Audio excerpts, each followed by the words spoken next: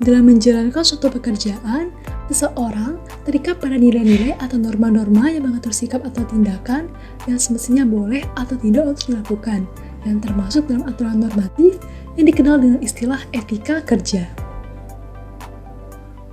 Etika kerja merupakan nilai-nilai atau norma-norma moral yang menjadi pedoman untuk bersikap atau bertindak dalam menjalankan suatu pekerjaan, sehingga akan memengaruhi perilaku kinerja seseorang. Selain itu, terdapat pula istilah etika profesi. Sedikit berbeda dengan etika kerja, etika profesi merupakan nilai-nilai atau norma-norma moral yang menjadi pedoman untuk bersikap atau bertindak sehubungan dengan pekerjaan tetap yang dijalankan berdasarkan keahlian tertentu yang bersumber pada semangat pengabdian dan profesionalisme.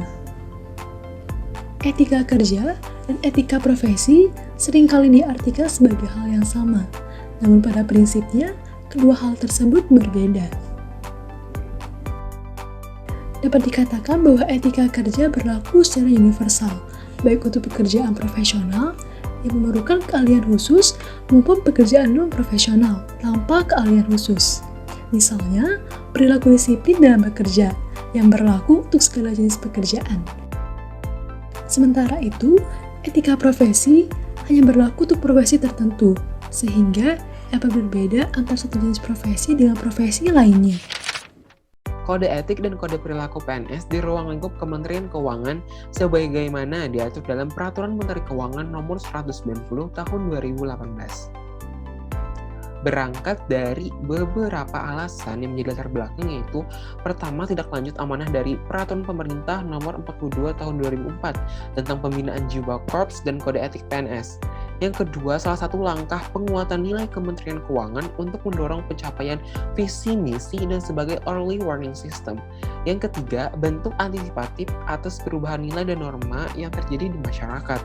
Dan terakhir, simplifikasi regulasi dalam rangka efektivitas. Beberapa dasar hukum yang utama adalah sebagai berikut: Undang-Undang Nomor 5 Tahun 2014, PP Nomor 42 Tahun 2004, PP Nomor 11 Tahun 2017, dan PMK 190 Tahun 2018.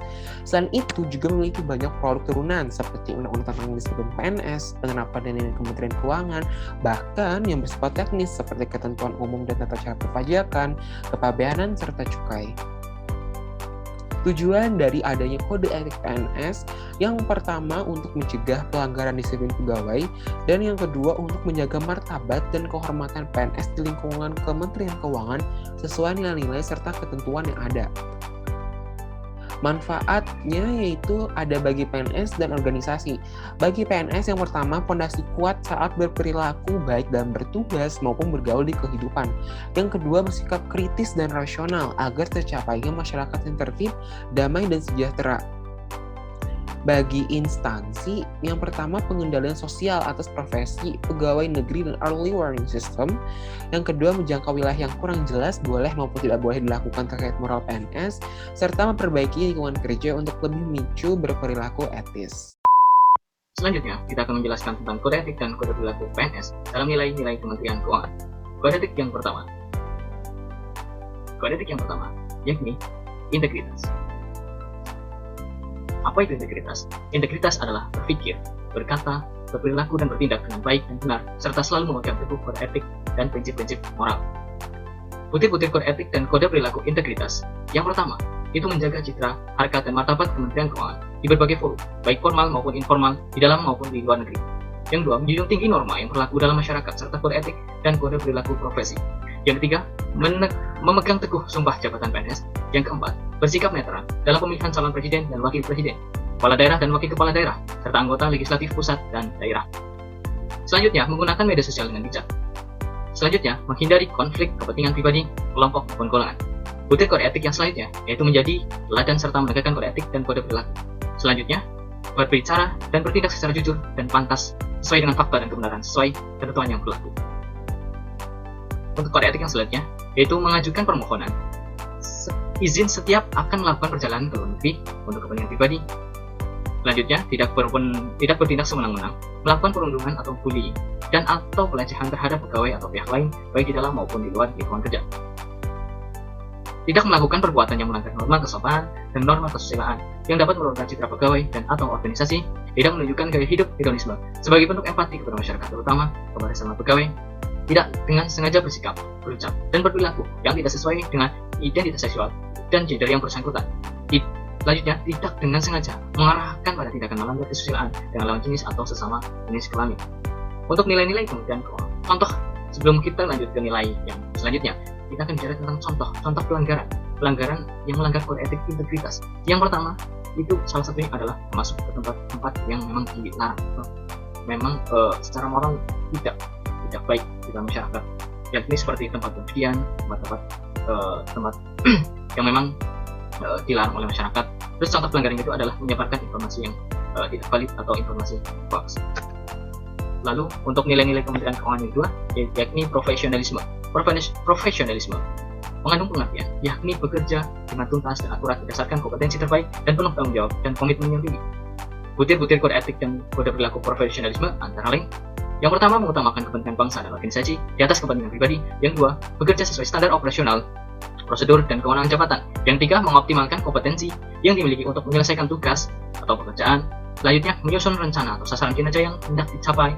Dan selanjutnya, disiplin dalam pemanfaatan waktu bekerja, berani mengakui kesalahan dan tanggung jawab atas pelaksanaan tugasnya, terus bersikap dan bertutur kata secara sopan. Butir-butir yang selanjutnya yaitu mengindahkan etika berkomunikasi dalam bercakap-cakap, bertelepon, dengan tamu, surat menyurat, termasuk surat elektronik, email, atau media sosial lainnya, media komunikasi lainnya. Terus untuk butir-butir yang selanjutnya yaitu berpenampilan, berpakaian, dan memakai sepatu kerja sesuai dengan ketentuan dan standar etika yang berlaku, menjaga kebersihan, keamanan, kenyamanan ruang kerja, termasuk tidak merokok di luar area merokok yang disediakan, tidak merespon kritik dan saran dengan negatif secara berlebihan, tidak menyalahgunakan tanda pengenal atau name tag pegawai saat jam kerja atau program dinas, tidak bertato di bagian tubuh yang terbuka, dan yang terakhir tidak memakai tindik atau piercing kecuali penggunaan di daun telinga khusus untuk pegawai perempuan atau karena alasan keagamaan. Contoh pelanggaran kode etik profesionalisme yang pertama, yakni terlambat. Dengan terlambat, itu sudah merupakan pelanggaran yang paling sering dilakukan oleh para pegawai, karena dengan terlambat menunjukkan ketidakprofesionalisme seorang pegawai. Terus contoh pelanggaran yang kedua,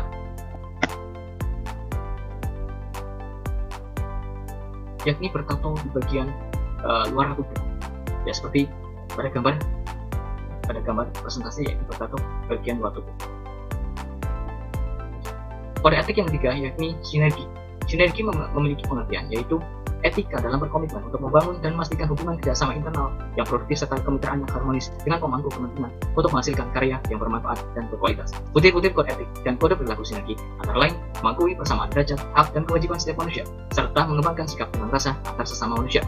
Yang kedua, menghormati dan menghargai latar belakang ras, warna kulit, agama, asal usul, jenis kelamin, status pendidikan, umur, atau kondisi kesehatan. Yang ketiga, tidak memecah belah persatuan dan kesatuan bangsa. Yang keempat, bersikap kooperatif dengan unit kerja lain yang terkait dalam pelaksanaan tugas. Terus yang selanjutnya, menghargai masukan, pendapat, dan gagasan orang lain. Yang selanjutnya, menjaga komitmen terhadap keputusan bersama dan implementasinya, bersedia untuk berbagi solusi, informasi, dan atau data sesuai kewenangan untuk menyelesaikan permasalahan yang terkait dengan pekerjaan. Butir yang selanjutnya yakni memberikan kesempatan menunaikan ibadah ketika rapat kerja atau tugas kedinasan yang sedang berlangsung. Terus yang terakhir, melaksanakan kegiatan terkait tugas atau jabatannya dan izin tanpa sepengetahuan atasan. Contoh pelanggaran kode etik untuk pelanggarannya seperti perilaku rasis terhadap sesama manusia yang memang berbeda ras, beda suku, agama. Terus tidak menghargai pendapat sesama pegawai, tidak menghargai pendapat sesama teman kerja atau pegawai atau atasan atau yang lain atau teman-teman.